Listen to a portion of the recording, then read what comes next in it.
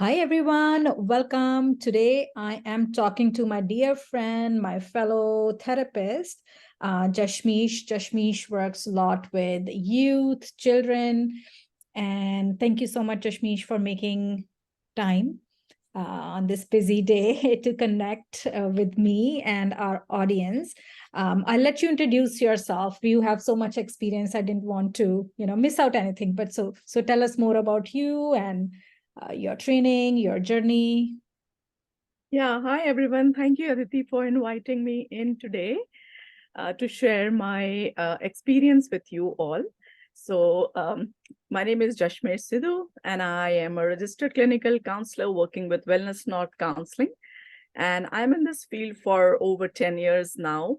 I'm certified therapist for DBT, CBT, EFIT, and EFT. These are few of the therapies that we use in our practice. And I provide individual counseling, couples counseling, family counseling. I also provide counseling for children. And I have experience working with clients who are struggling with emotional and mental distress and those who have behavior issues. So these are a few of the areas that I cover.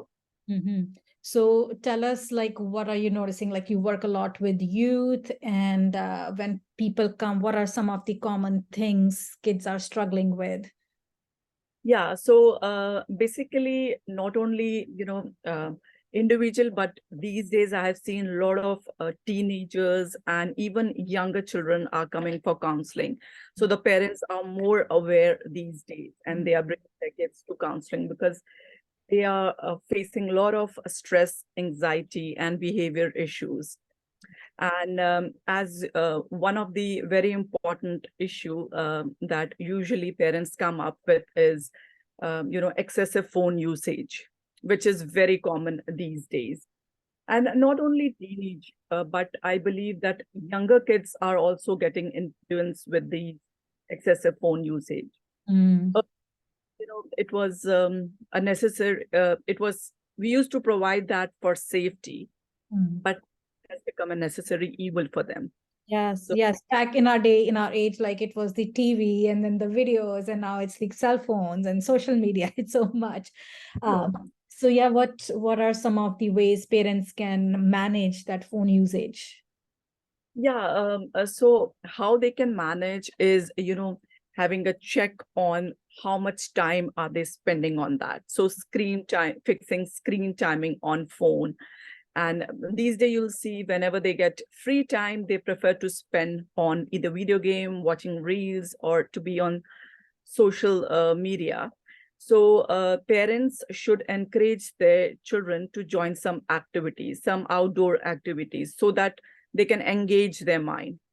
Because if we stop them from something, so we have to provide some alternative to them. Yes, You know, yeah, you're right. Like if we tell the children don't use phone, we have to give them an alternate, like replacement for that behavior or what they're doing. Yeah.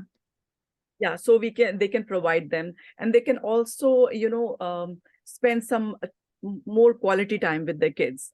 They can play some games with them, you know and or they can go for a walk together, they can go to gym together. For younger kids, they can play board game. So spending more time with them so Yeah, that the the mind. quality time.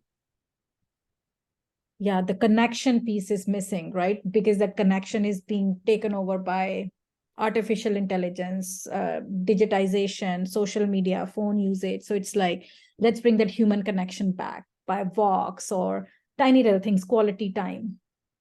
Very important. Mm. And one more thing that I believe, Aditi, is we should set some goal for them, so that they should pursue on that goal instead of spending time on, phone, or spending time on video game. They should work on their goals. What are their aims? So, even educating them for with the harmful effects, like how excessive phone usage is harmful in their life. So educating them about it is also very important. That conversation, if the children are like, in that developmental stage where they can understand, especially teenagers who can like, then push back and tell the parent why can't I use it when everyone else. So that explanation, that conversation, that why it might not be a good idea, versus just the rule that don't use it. Yeah. And I believe, sometimes we impose that, oh, you shouldn't be using like that, but there should be there should be consistency in their behavior. If we have asked children not to use their phone, even the parents should follow the same rule. It should be consistent. It's not like that one day they are using the phone. They are not using the phone in the dining table, and the next day, they are using the phone. So that breaks that consistency. So consistent behavior is very important. Yeah, the behavior management, the basics is that you need practice and consistency to have. Oh, I lost you. You're back. Okay. No, that makes sense for sure. So how can we, how do we initiate that dialogue, that open communication? Like, what do you feel are some of the right strategies where open, honest environment for conversations can be created? So, Aditi, this can be done in two ways, internally or externally. Externally, so external factors are responsible for it. For example, the connection with your children or lack of family time. So, where the kind of environment where the child is not able to express his feeling.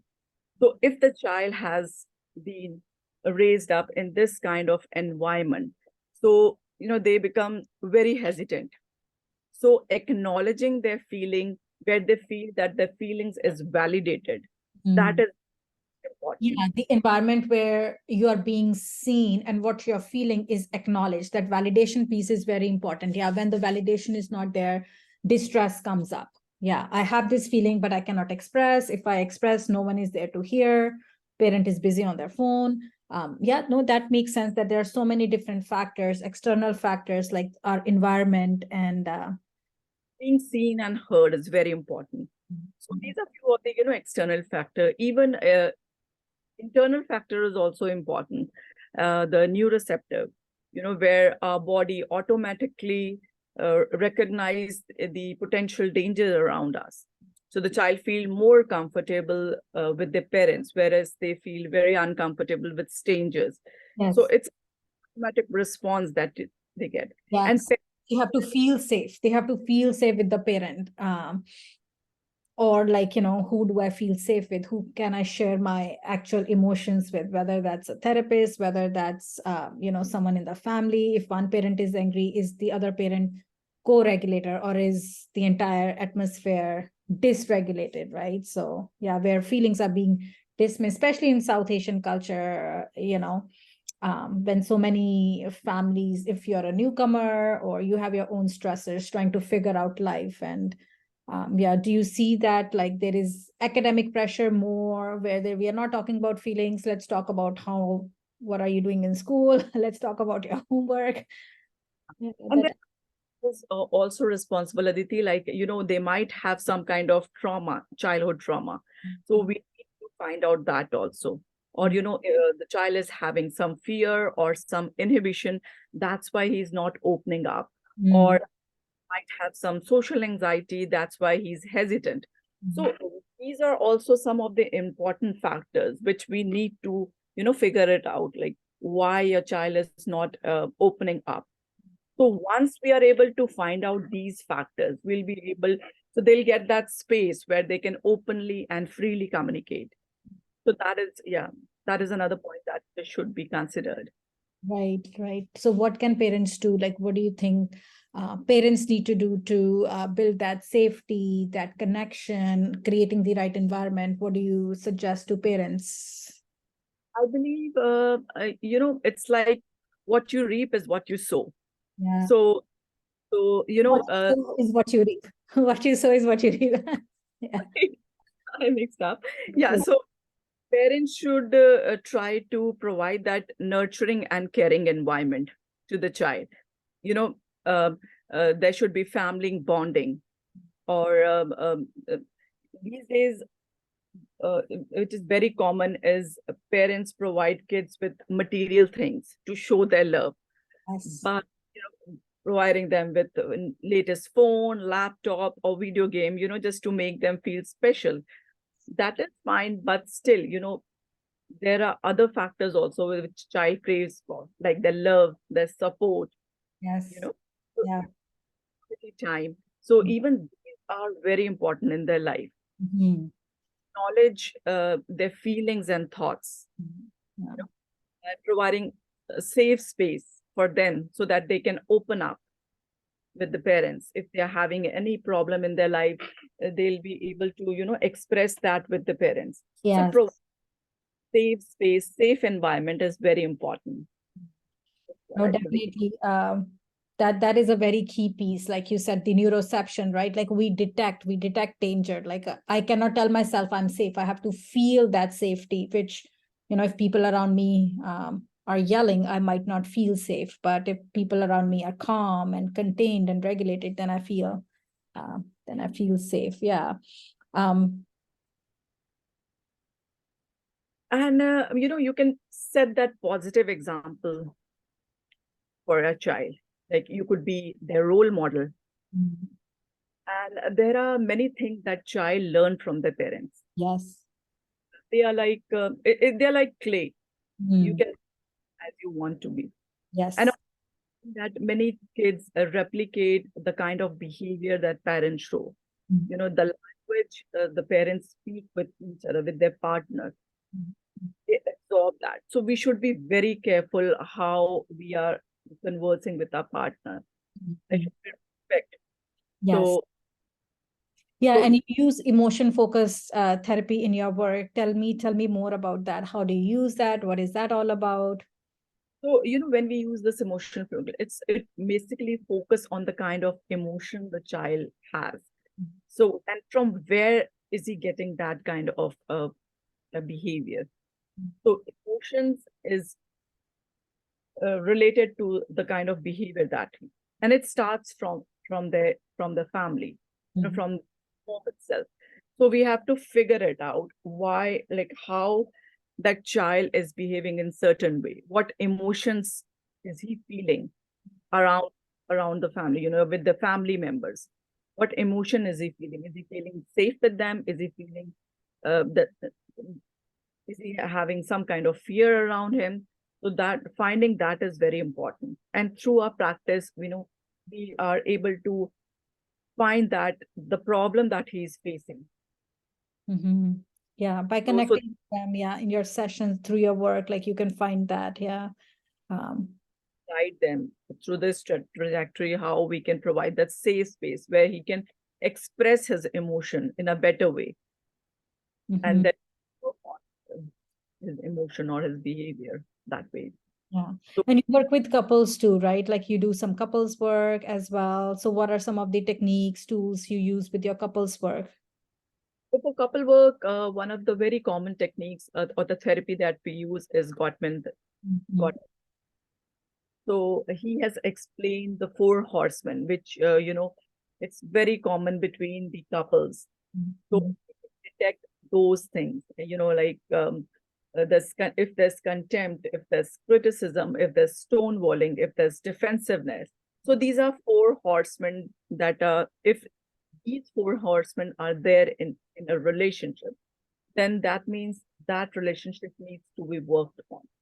Something, it's lacking that compassion and it's lacking, it's very weak. So Yes. practice, try to provide um, ways and strategies how they can overcome and how they can find a better coping mechanism, how to have that communication skills with the partner so that they can understand each other. So we talk about that. So what about stress and anxiety? Like if someone is struggling with stress, anxiety, whether it's a child, whether it's adults, what are some of the ways you can support them? So when the child, usually, these days the child feels a lot of academic pressure Yes, yes. and easily get anxiety. You know, they get anxiety attacks, panic attack, which is very common these days. And it's very important to show them some kind of strategies or teach them some kind of strategies so that they can overcome these anxiety which they are feeling. So we offer different exercises like mindfulness exercises, some grounding techniques, some relaxation exercises, some progressive muscle exercises. So these are few of the exercises that we offer in our practice to make child feel release this anxiety when they have this academic pressure. Yeah, I know that all makes sense, and it's so wonderful.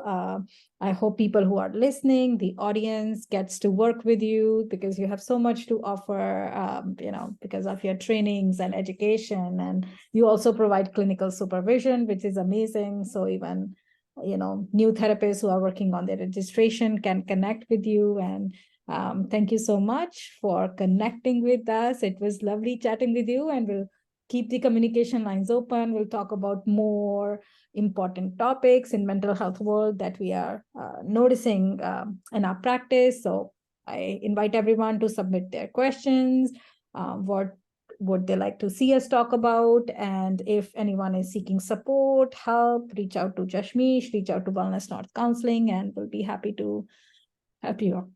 Excuse me. Thank you so much. And guys, please do subscribe to our channel. We bring an expert frequently so that you can learn and, have some additional resources for your mental well-being.